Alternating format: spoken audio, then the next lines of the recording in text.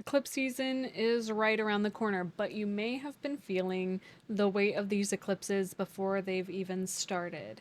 That's because we had a new moon in Virgo at 0 degrees of Virgo just a week ago by the time this is posted. So, you can go ahead and check out that video for more insight. But other than that, we're going to be diving into what are eclipses? Why do I feel like I'm dying? Not really, but sort of this detailed, in depth breakdown of eclipses, what's going on, diving deeper into the sort of reoccurring themes that are coming up, the different shifts of the planets. Why is it called an eclipse portal? A lot of these things are going to be discussed and brought into our awareness with this video. Now, I'm going to have more videos come out, especially about the lunar eclipse specifically and the solar eclipse specifically that are happening. But this video is going to be talking about all of it as a whole to take us into the next steps. So when eclipse season comes in, we're ready to go, ready to rock and roll, ready to roll with the punches. Now, the structure of this video is going to be a little bit different. I'm giving you guys a warning now because I'm feeling the eclipse season already. All of this stuff, which is pushing me in the direction of just actually free flowing and talking and connecting deeper to you guys in the way that actually deeply fuels me and is more authentic to my style. I am not the kind of YouTuber who sits and cuts out every buts in my videos. I'm going to be talking directly as if you are a friend that I'm sitting across the table from in a cafe, sipping a coffee and just sharing my insights to. If that's not your style of listening, I recommend you subscribe to my newsletter, Letters from the Eighth House. I'm going to write everything that I share in here in a more concrete Virgonian way, Virgo rising here, so that you guys have those details in a more concrete format. But otherwise, just put me on in the background and go about your day listening as though this is a podcast episode, as if you were sitting with a friend. That's the kind of thing that I want to drop into. It feels more authentic, more in alignment with who I am. So I'm your astrology best friend for the rest and duration of this video. So thank you so much. And if you enjoy this style of content, let me know down below. Comment, let me know, like, subscribe, all those things. I'm getting used to the YouTuber bit, so bear with me as I'm still traversing this content format. Okay, so I have so many different notes. I have so many things written.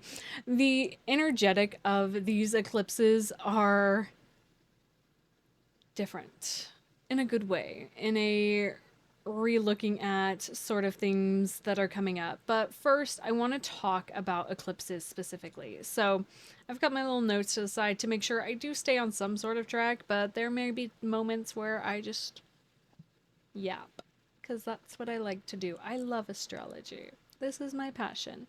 So we're going to be having a lunar eclipse that is happening on September 7th, and then a solar eclipse that is happening on September 21st. So lunar eclipses are when the moon is full. It's like a supercharged full moon. It's very big, it's very bold, and solar eclipses are when we have new moons. So let's get comfortable. Let's settle in. I'm relaxing back into my chair to talk about this. This eclipse portal that we are about to enter is being made out to be very big and bold, and I do agree with that to some extent, but I am not in the space within astrology to fearmonger anybody. These are energetic potentials that are coming up, whether they directly affect you or they directly affect people around you in your life. This is the nature of astrology.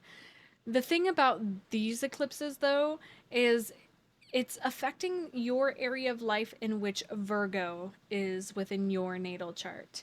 As always, I am a teacher and I want you guys to learn as we go. So I'm going to have you pause the video, pull up your natal chart, whether it's on an app or on a website, wherever you access your chart, and I want you to look for this symbol.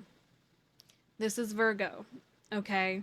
We're going to really get to know the energetic of Virgo because that is the thing that we are moving away from, as the south node is there. So find Virgo in your chart, look at which house it's in. Now I want you to type into Google fifth house, whatever one, you're going to see a little number by it, okay?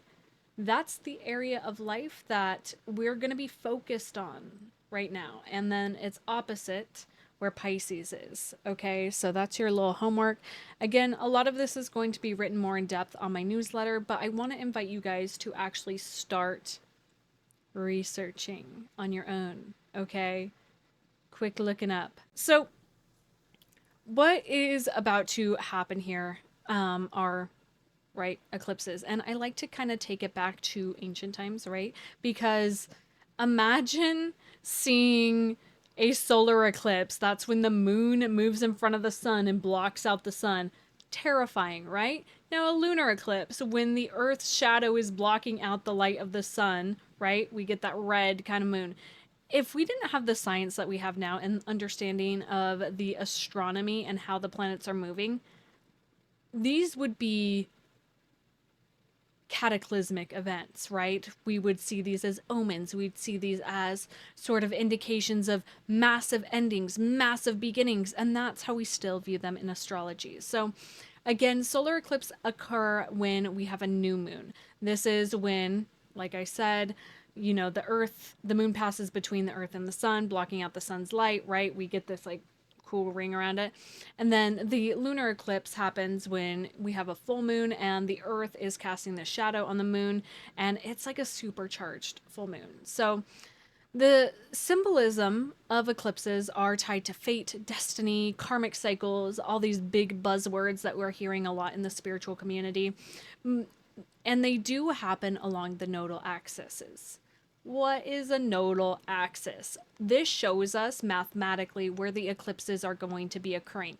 They are not actual planets, they are these symbols. I'm going to put them on the screen. We have North Node, which the best way to remember the North Node within the symbolism and what helped me in my process of learning is seeing it's like an N, it's like a lowercase n. And then the South Node, which is like a U. So North Node points up, destiny. South node is a sort of horseshoe shape, right? It catches things, right? So the way these feel is sort of faded or out of control, right? It's sort of like letting go of the reins to a certain degree. It's heightened emotions, clarity, shocking revelations, and a sort of sense that the universe, God, source, whatever modality you subscribe to, is fast tracking you onto a new path, right? Because of their potencies, a lot of different astrologers will say eclipses are not the best for setting intentions or manifestings, etc. It's literally a time to witness and to just show up, right? We're witnessing right now the switch of the nodal axis into Pisces and Virgo. At the start of 2025 is when they shifted signs from Aries and Libra into Pisces and Virgo. So the North Node is in Pisces and the South Node is in Virgo. So to break that down so that we can understand what we're moving into is the North Node in Pisces is where our soul is longing to evolve into. So looking at the Pisces house in your chart is where we're being called to go. Now the South Node is where we're deeply in our comfort and is the pattern that we're stepping out of. It's this comfortable space that we're deeply familiar with. Now, to get deeper into it, this South Node in Virgo is really having us look at our perfectionism, is having us look at where we're being overly analytical, where we are being hypercritical of how things are done, trying to be overly methodical, trying to find every solution for every possible outcome of anything that could be happening. It is a lot of mental clutter. Okay, I spoke to in my new moon in Virgo video of the fact that we are getting the opportunity to completely dismantle any sort of programming that we've had before, right? The thing about Virgo is it's ruled by Mercury, and Mercury is the mind. We are getting a new upgrade to our mind, essentially, stepping away from old thought patterns that no longer serve us. Now, the North Node in Pisces is a very elusive thing. It's why I'm wanting to talk more free flowing in this video because that is the nature of Pisces. There is no container for Pisces. It's all about let go and let God. And that is a deep challenge to Virgo. And Virgo is more of the tangible mind, body, spirit alignment. So making sure things in the 3D are in alignment to achieve said goals, right? It's very much like enter X, get Y kind of thing. I'm not a math person. So there's this focus and this deepening into understanding that what if things could operate completely differently? What if, perchance, possibly, everything that you've made up in your mind to be true is not true?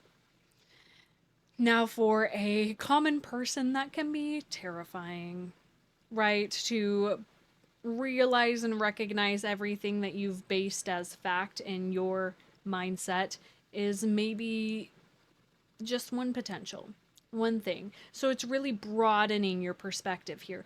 The North Node in Pisces is asking us to really expand our horizons, to actually surrender control, which is deeply uncomfortable for Virgo, to surrender control, to let go and let God, and to be in a state of flow with the universe. Scary. Some key dates that I want to bring to your attention, and I'm looking at the eclipses and all these key dates I wrote down here. The thing that's really interesting about this eclipse season is right before the eclipse season start, and you're probably like, what?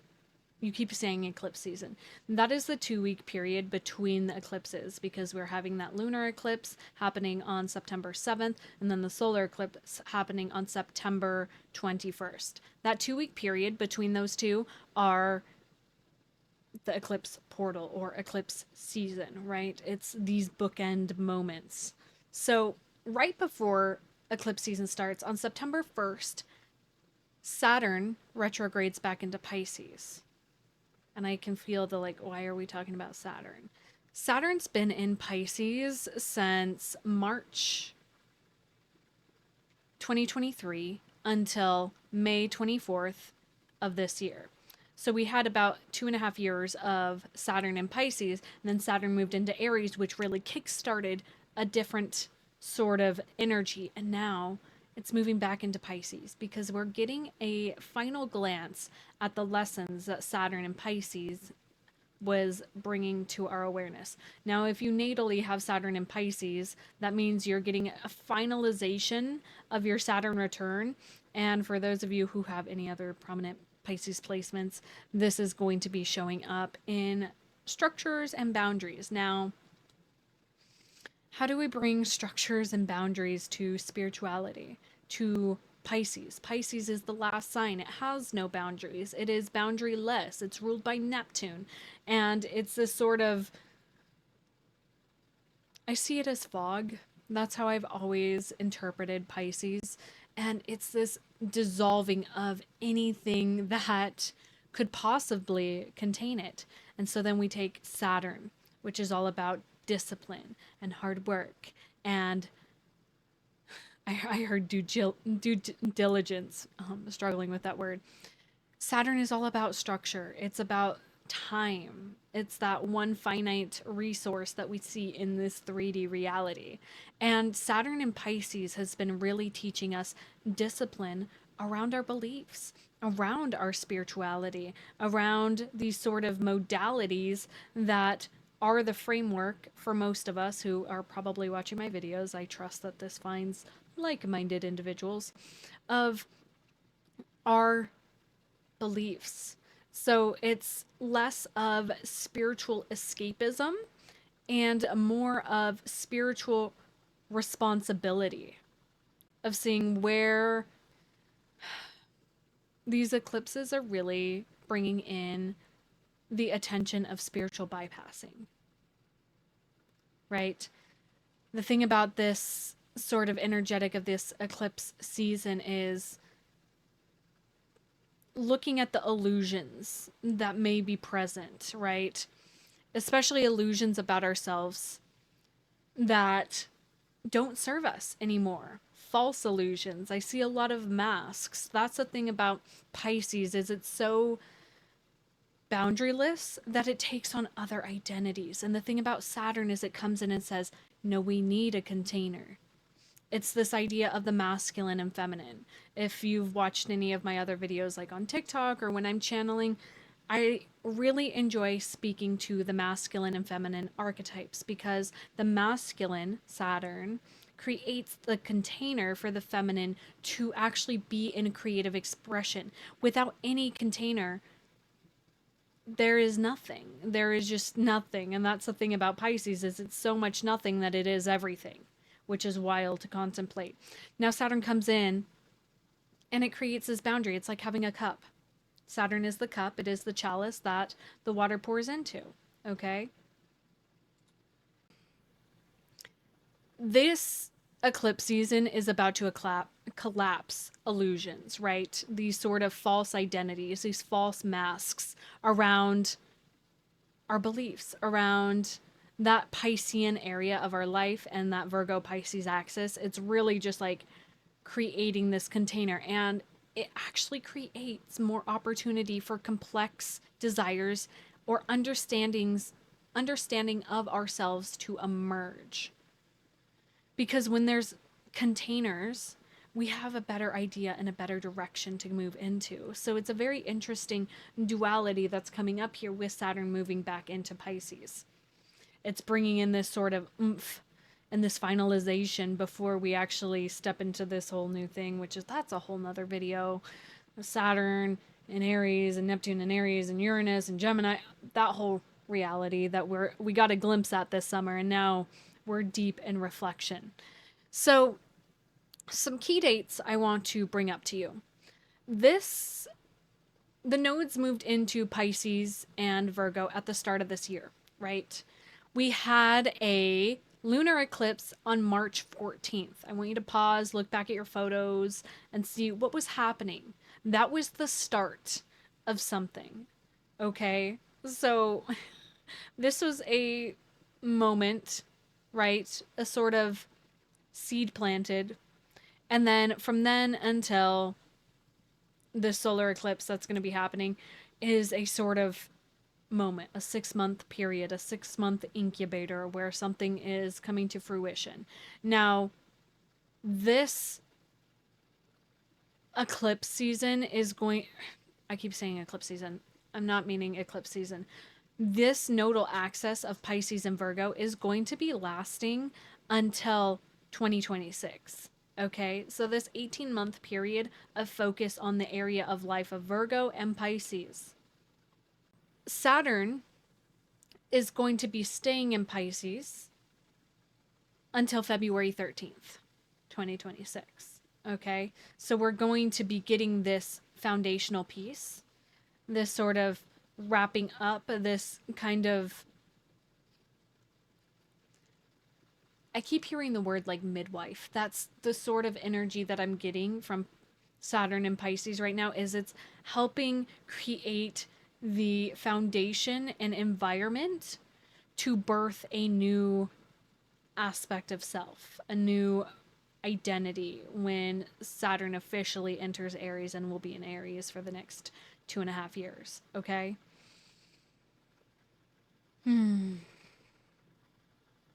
Another piece of this, so the 2-week period, a lot of things are happening, and so definitely catch my live streams. I go live every Sunday at 4 p.m. PST, where I dive into the transits for the week ahead.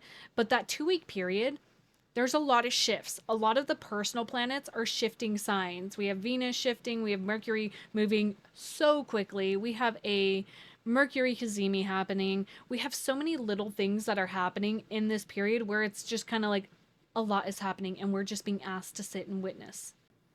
This lunar eclipse that's going to be happening on the 7th, right, is really like a culmination process of like actually bearing witness and illuminating this part of our life. It's going to be a full moon in Pisces, right? So lunar eclipse, it's going to be in Pisces. It's really illuminating the Piscean areas of our life that we've been developing. And it's like a spiritual birth to a certain degree, right? And then we have this solar eclipse on the 21st where Saturn is also going to be in opposition with this, right? It's going to be opposing this. And so it's really going to start this new moment. And so there's a lot that can be said here. There's a lot that can be shared and said about these eclipses. I've seen a lot of different astrologers jumping into fear. I've seen a lot of astrologers jumping into big hype energy, right? Any astrological transit is opportunity. That's all it is. It's potential, it's opportunity for things to unfold. When we watch videos like this or read different articles, it allows us the opportunity and knowledge to take the information and wield it how we wish.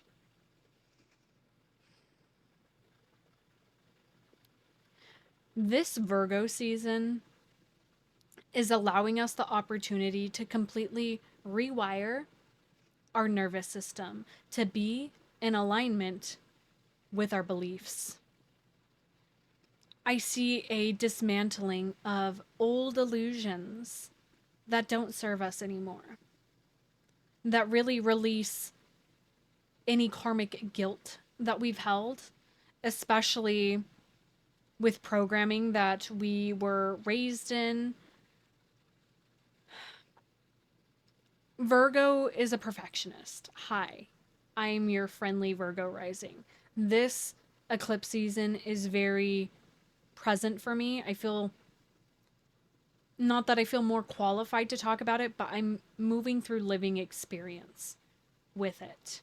There's a release of identity within how we've maintained a certain rhythm in our life. Virgo is the sixth house. It is our day to day rhythm. It is our work. It is our service, right?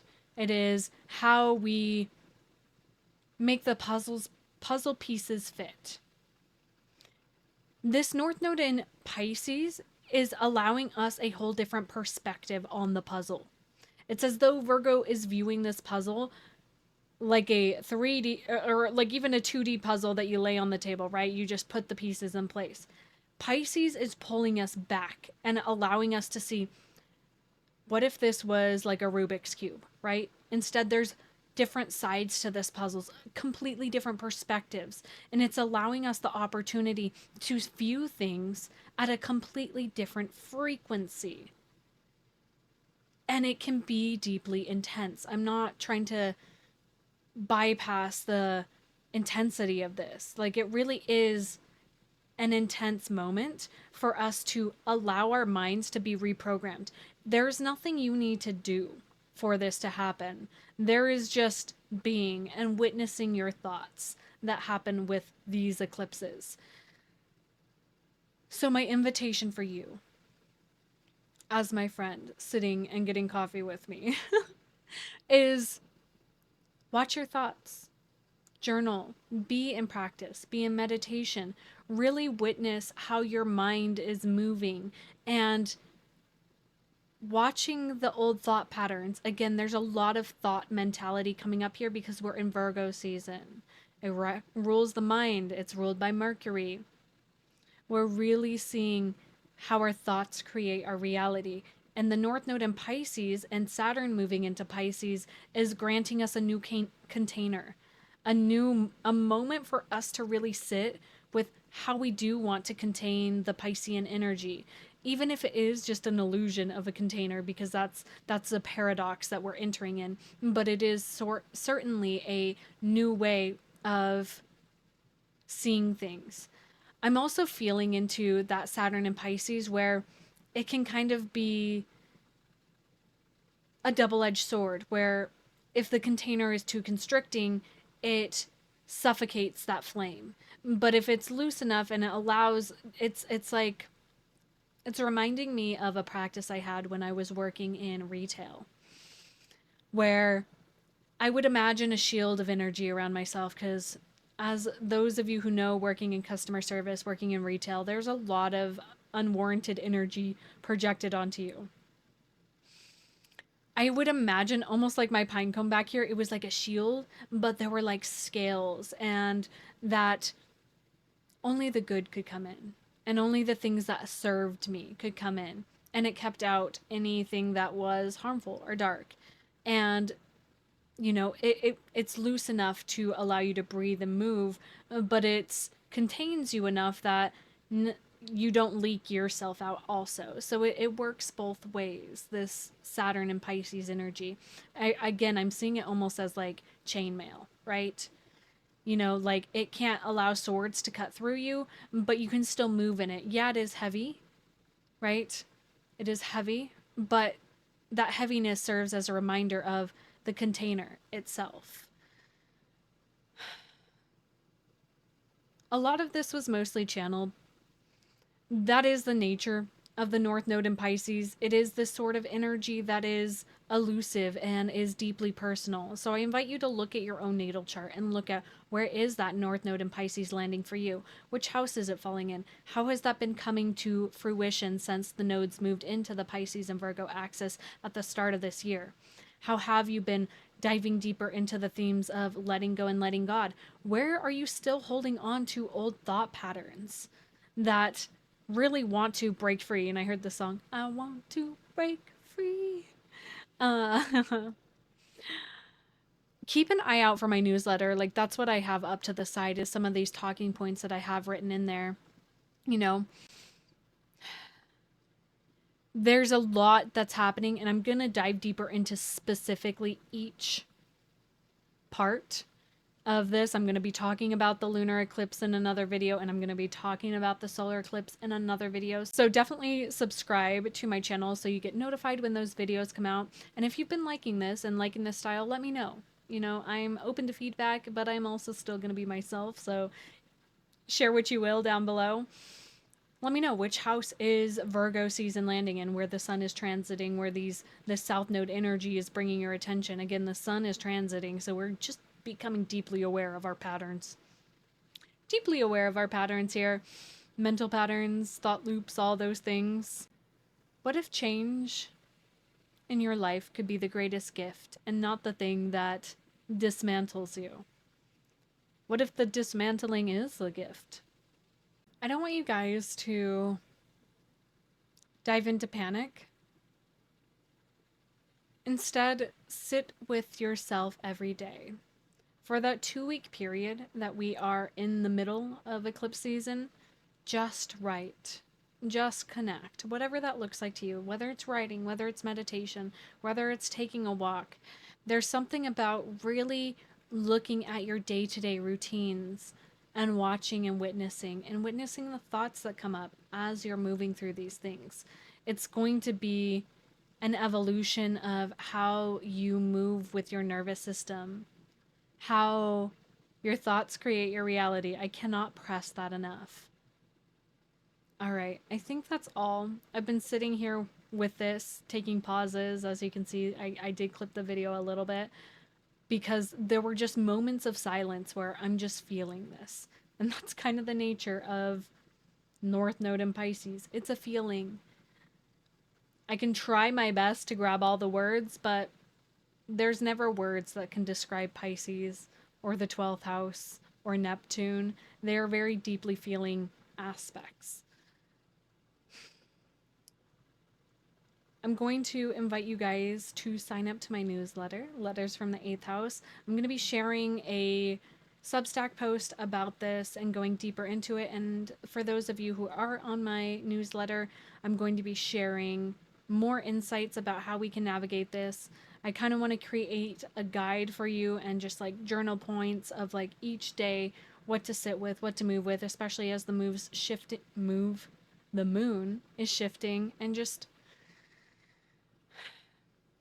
hold you guys in this and like let you guys. I'm going to be your Saturn and Pisces. I'm going to hold you guys in this. I'm going to be your container.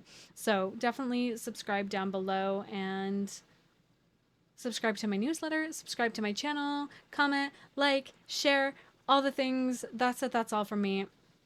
I love you guys so much. Thank you for hanging out with me, and I hope to see you in that next video or see you guys when I go live on Twitch or TikTok. Okay. Bye, guys.